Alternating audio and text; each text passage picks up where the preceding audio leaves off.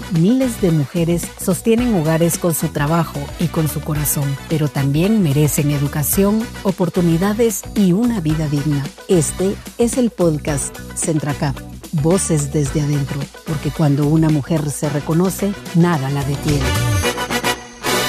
Bienvenidas y bienvenidos a Centracap, Voces desde adentro. Les saluda Zulma Rivera, Laura Gil, Margarita Castro, Marta Chico y en los controles Madeline Ortega.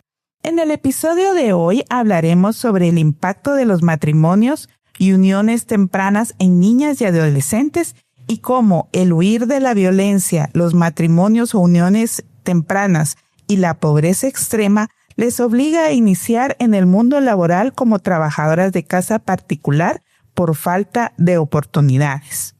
Vamos a empezar por lo básico.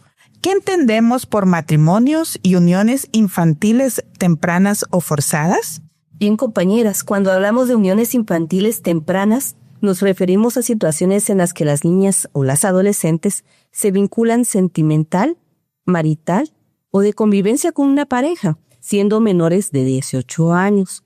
En muchos casos, estas uniones no son fruto de una elección libre, ya sea que ellas hayan encontrado a un joven y que quieran iniciar una relación de noviazgo como antes se daba, sino que muchas veces responden a múltiples factores sociales, económicos, culturales, que presionan a las familias o a las propias niñas a que entren en este tipo de relación antes de un tiempo que podría ser prudente, ¿verdad?, para que ellas tengan el nivel de madurez necesario para afrontar una relación de este nivel.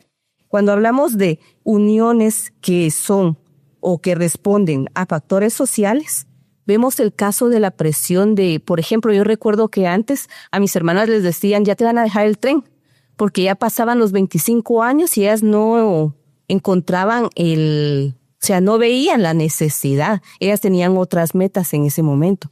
Entonces les decían, el dicho era, te va a dejar el tren, ya no vas a conseguir novio. Y empieza como esa presión social por parte de las personas que tienen alrededor. Y en cuanto se habla al tema económico, se da también cuando las familias son muy, muy numerosas y definitivamente la canasta básica está muy elevada. El trabajo a veces son solo los padres de familia los que mantienen los hogares y que lamentablemente pues no se dan abasto para poder suplir el presupuesto familiar y deciden que ya es hora de que la niña se case porque con eso pues definitivamente ellos pueden venir a reducir el costo que tienen en cuanto a su presupuesto mensual. Bien, según investigación participativa sobre las características e impacto de los matrimonios tempranos y forzados en niñas y adolescentes, los matrimonios y uniones infantiles tempranas y forzadas representan una vulneración que afecta gravemente y directamente a los derechos humanos de las niñas y adolescentes en Guatemala, en donde el 30% de las mujeres se casa o se une antes de tener 18 años y un 6% antes de tener 15 años, según datos proporcionados por Girls Not Brides y la Mesa Niña. Guatemala ocupa el 5º lugar a nivel latinoamericano con mayor prevalencia de este fenómeno que se desarrolla en un contexto que combina factores estructurales, sociales y demográficos. Según datos de Girls Not Bride del 2022, en Guatemala, las uniones informales sin registro oficial son mucho más comunes que los matrimonios registrados. Solo el 20% de las adolescentes de 15 a 17 años están unidas por medio del casamiento legal. Casi el 65% está en una unión informal. ¿Qué quiere decir esto?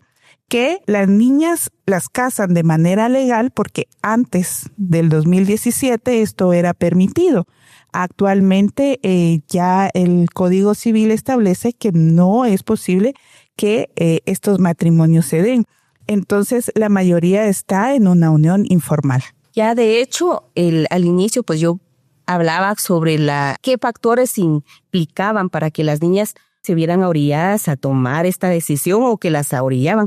Pero en Guatemala como tal, ¿qué causas crees, Zulma, que son las que implican este tipo de prácticas, o dentro de la información que se cuenta en Centracap ha podido visibilizarse esas situaciones? Claro, en Guatemala la historia y cultura han influido profundamente. Hay factores como la pobreza estructural y falta de acceso a educación que limita oportunidades para las niñas y adolescentes. Están las normas tradicionales de género que valoran más el matrimonio y la maternidad temprana que el desarrollo educativo y personal de las niñas. La desigualdad étnica y territorial que hace que en comunidades rurales e indígenas estas prácticas sean más frecuentes.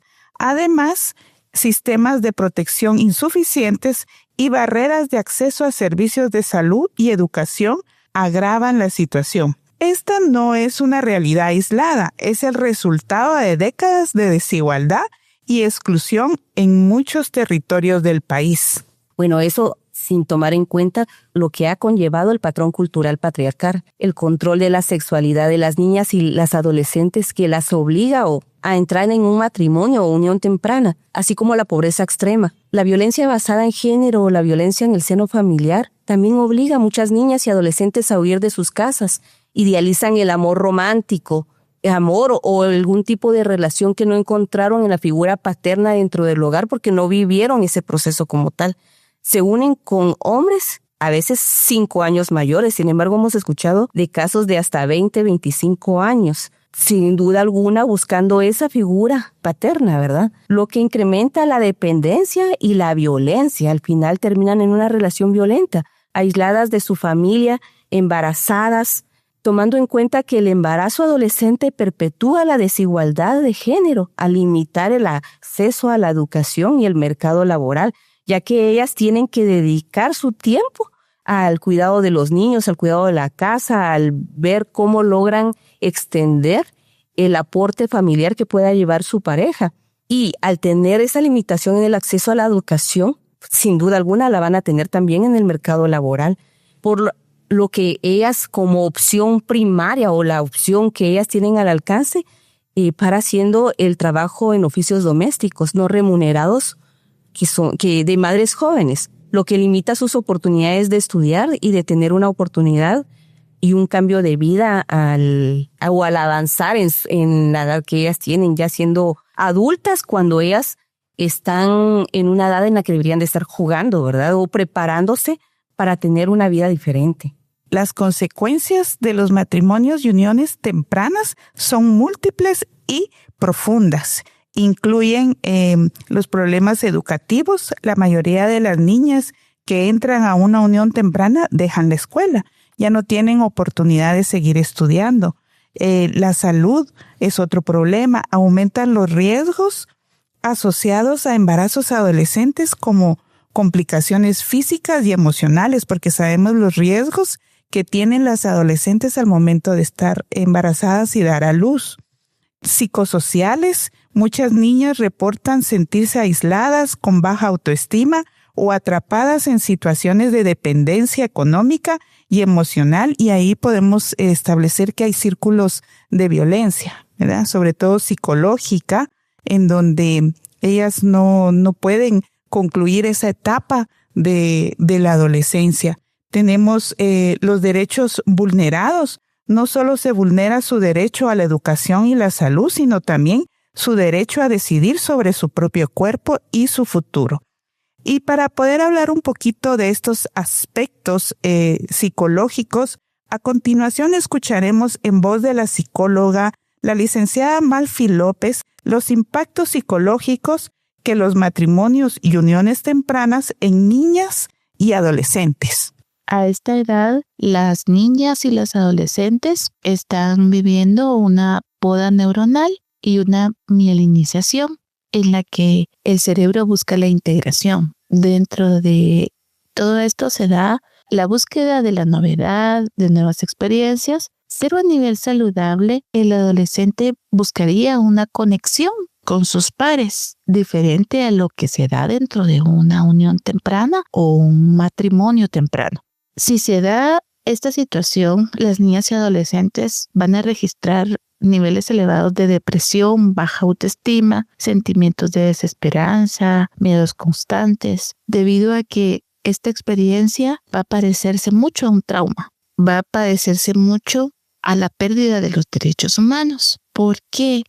Porque van a desarrollar secuelas como víctimas de abuso sexual crónico, incluyendo síntomas de ansiedad, fobias y trastornos de angustia. Porque primero se está viviendo un estado de cautiverio psicológico, porque la niña y la adolescente va a perder la autonomía, que está en esa búsqueda de identidad por la edad en la que se encuentra, y la socialización va a estar basada en la sumisión.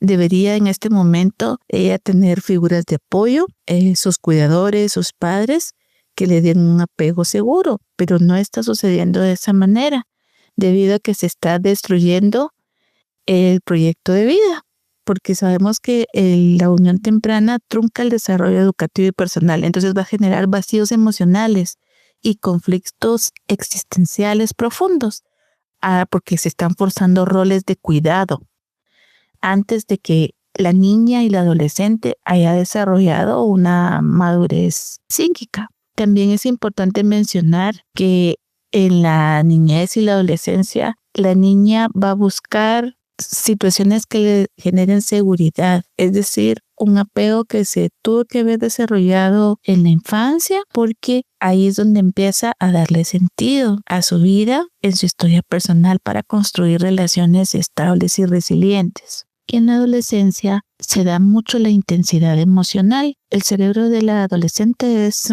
muy reactiva, es decir, va a vivir las emociones de manera muy intensa debido a que la corteza prefrontal encargada de regular y de tomar decisiones aún se encuentra en proceso de integración.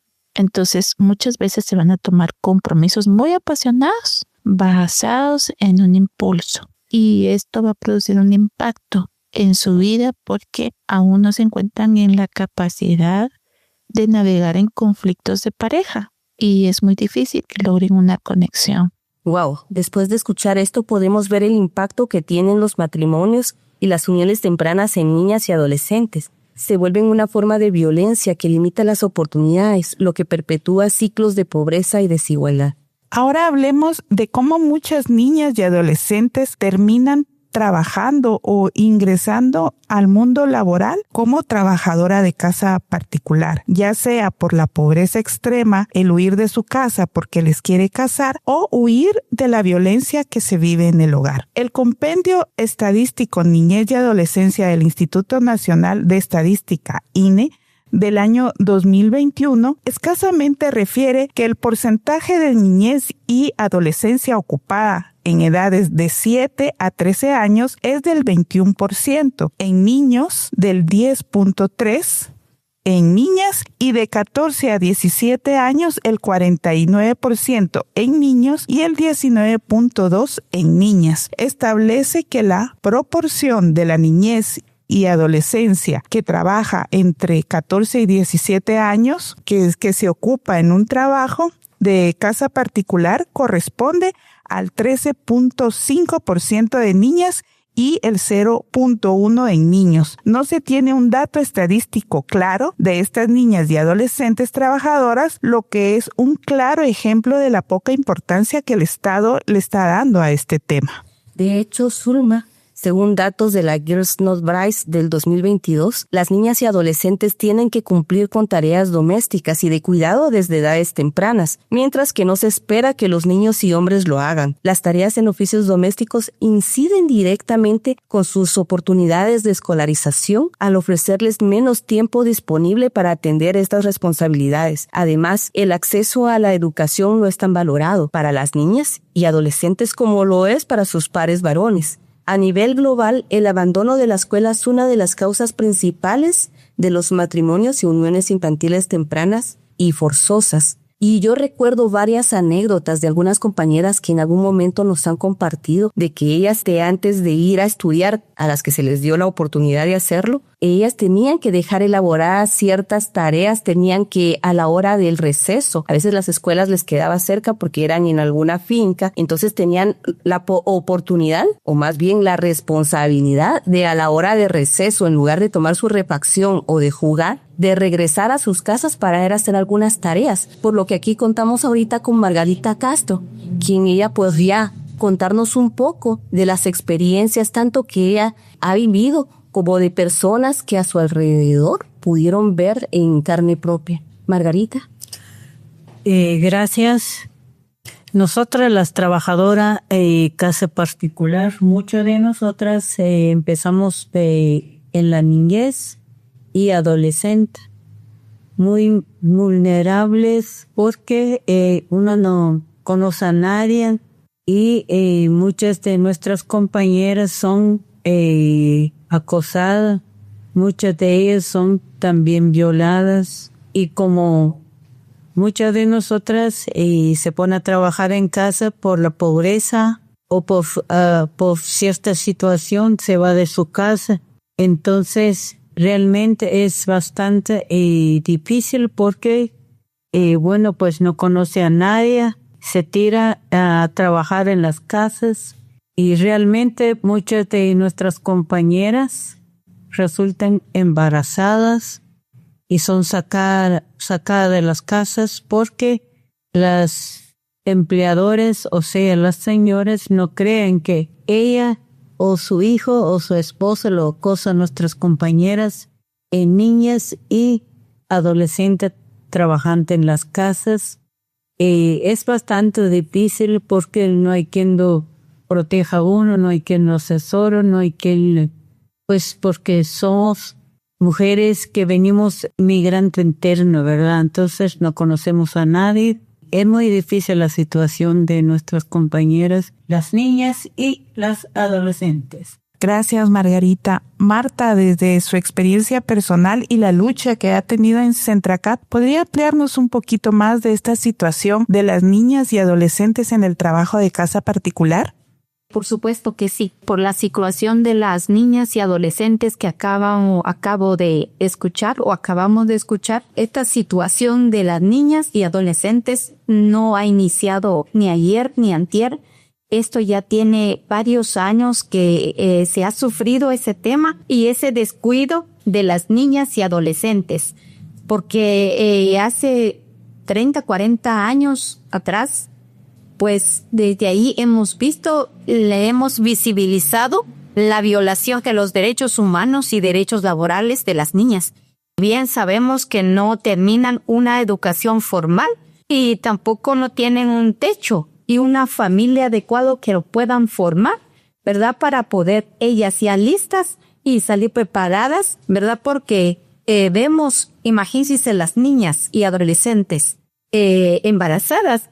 Entonces, si ellas no terminaron de recibir la formación, ¿qué tipo de formación le dan a los niños y niñas que ellas dan, ¿verdad? Entonces, hoy por hoy, yo lo que sugiero y exijo a los funcionarios del Estado de nuestro país que velen más por las niñas y adolescentes para que estas niñas ya no sean violadas sus derechos, ni derechos humanos ni derechos laborales, y que tengan un hogar saludable como lo estipula el Código de Trabajo y la Constitución Política de la República de Guatemala. Lo dice muy bien en los primeros artículos. El Estado garantiza el bienestar y el desarrollo para la población. Entonces, eso queremos que se cumple, ya que están muy descuidadas las niñas y adolescentes. Eso es mi recomendación. Y de hecho, compañeras, ya viendo la importancia de este tema, porque estamos hablando de la base de la sociedad, la familia, pero la familia no siempre está estructurada como debiera de ser. O sea, se busca un esquema el cual no se cumple. Inicialmente creo que es muy importante el acompañamiento que se le pueda dar a las niñas y a las adolescentes para que ellas conozcan sobre sus derechos. Y de esa cuenta, pues también ellas sepan qué exigir incluso a sus mismos padres, porque no es el hecho de que se rebelen, es el hecho de que ellas tengan plena conciencia de que no están solas. También es muy necesario e importante la sensibilización a los padres, al Estado y a la sociedad civil como tal, con el objeto de que exista un futuro donde la violencia contra la niñez definitivamente se erradique y donde cada mujer empoderada pueda alzar su voz, tomar decisiones y construir su propio destino. Y esto se da desde el inicio, desde la formación, como lo decía Marta. Si las adolescentes no están recibiendo una educación apropiada, no solo una educación académica, sino una educación de cómo tratar, cómo cuidar un presupuesto familiar, cómo poder manejar la alimentación, cómo poder estructurar un presupuesto familiar que les ayude definitivamente a mantener un hogar. Creo que hay muchas cosas que todavía faltan por hacer, ¿verdad?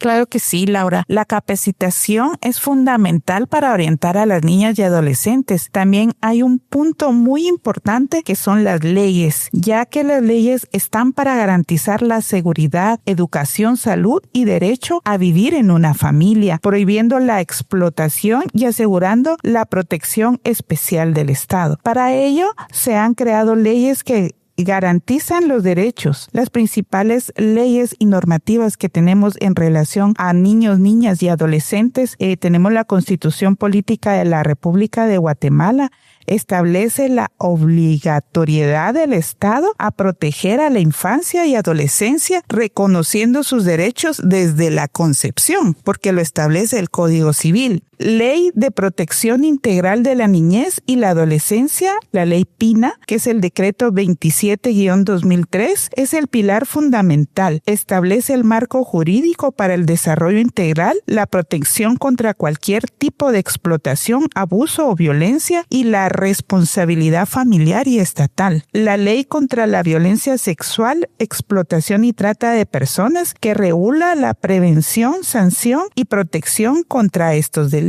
La Ley de Adopciones, que es el decreto 77-2007, regula la adopción como una institución de interés nacional bajo procedimientos estrictos. Tenemos el decreto 3-2025 y reformas relacionadas, que son las medidas recientes para prevenir y sancionar la trata de niños y niñas y adolescentes.